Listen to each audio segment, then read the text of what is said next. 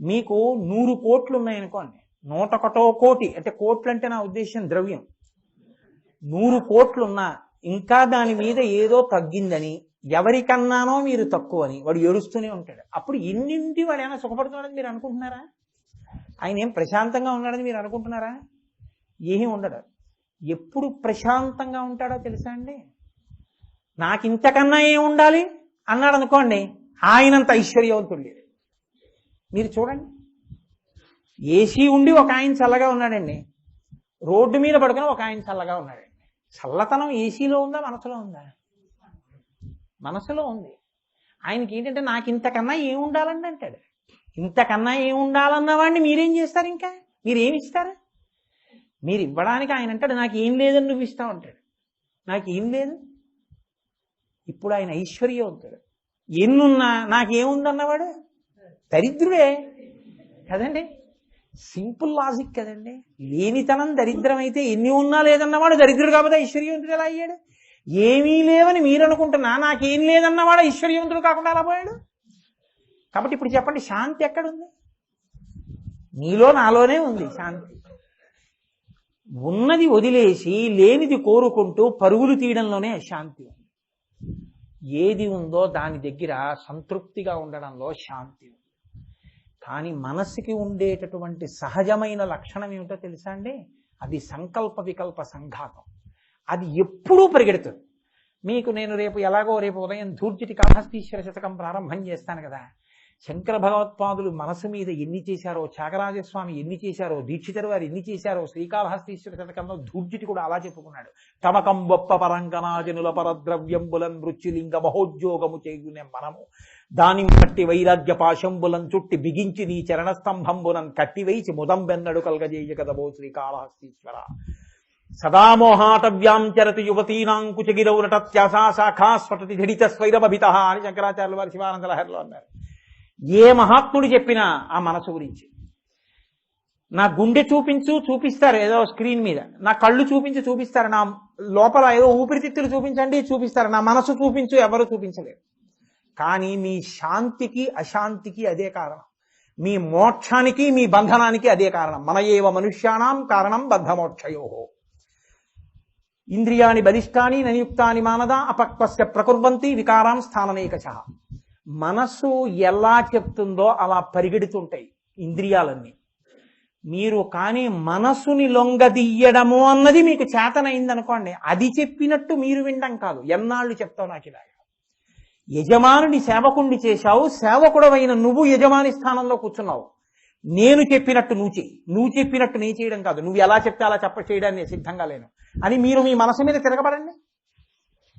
మీరు మీ మనస్సుని పరిశీలించడం మీకు అలవాటైంది అనుకోండి, ఓహో చూసావా ఎంత చమత్కారంగా బోధ చేస్తోందో, చూసావా ఎటువంటి భావాలు నాలో తీసుకొస్తోందో, ఆహా అని మీరు అన్నారనుకోండి అది ఊరుకుంటుంది.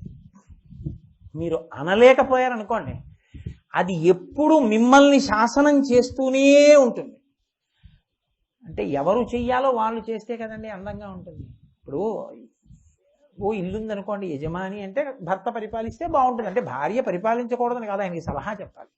తమిళనాట ఒక సంప్రదాయం ఉంది, మీరు పెళ్లి చూపులకు వెడితే వాళ్ళు ఏమడుగుతారంటే ఏదైనా మీరు సంబంధం చెప్పారనుకోండి, ఆ ఇల్లు చిదంబరం అండి లేకపోతే మధురయ్య అండి అని అడుగుతారు.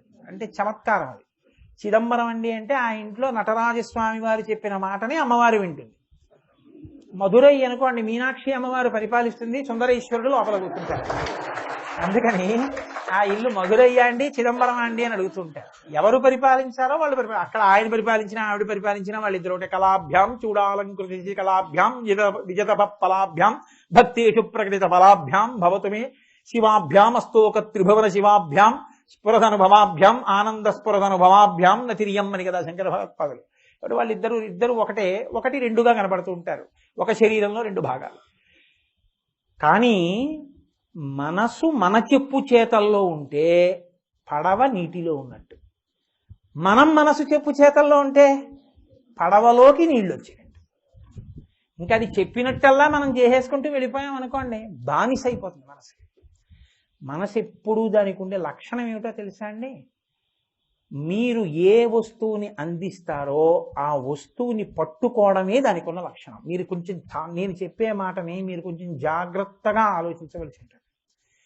ఇప్పుడు పసిపిల్లవాడు ఇంట్లో ఉన్నాడు అనుకోండి, వాడు ఏడుస్తాడు.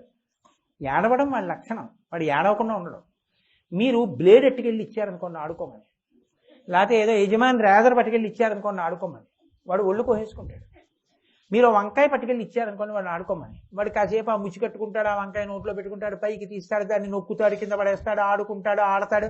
కాసేపు ఆగిన తర్వాత వాడికి అనుమానం వస్తుంది, అమ్మ నన్ను ఏమార్చింది అని తెలుసుకుంటాడు. తెలుసుకుని వాడు ఏం చేస్తాడంటే ఆ వంకాయ అవతల పారేసి ఎడుపు మొదలు.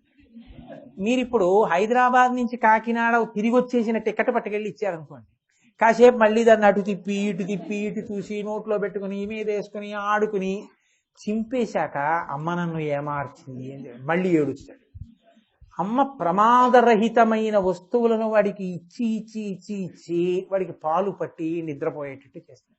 రుద్రాక్షైర్భసితేన దేవవపుషో భవద్భావనా పర్యంకే వినివేశ్య భక్తి జననీం భక్తార్భకం రక్షతి అంటారు శివానంద లహరిలో శంకర భగవత్పాదులు. మీరు మనస్సు కూడా పసిపిల్లవాడు ఎలా ఉంటాడో అలాగే ఉంటుంది. ఎప్పుడు ఏడుస్తుంది, ఎప్పుడు ఏదో ఒకటి అడుగుతూ ఉంటుంది. దానికి మీరు కూడా మార్చి ఏం చేస్తుంటాం, ఏం తోచట్లేదు అదొకటి అంటుంటాడు. కావలసినంత వాంగ్మయం ఉంది చదవడానికి, తోచకపోవడం ఏమిటి నా బుర్ర, ఎలాగో అలా టైం కిల్ చేశానండి అంటే నువ్వేం చేయగల, time kills you, not that you can kill the time. టైంని మనం ఏం చేయలేం, అదే మనం చంపేస్తాం. కానీ మనం మనసుని పరిశీలించలేదనుకోండి, ఏం తోచట్లేదంటే ఓ రిమోట్ చేసి చూసి ఏం తోచట్లేదు, అలా వెళ్ళి వేయించిన శనగపప్పు నోట్లో పడేసుకుంటాడు. ఎందుకు? ఏం తోచట్లేదు.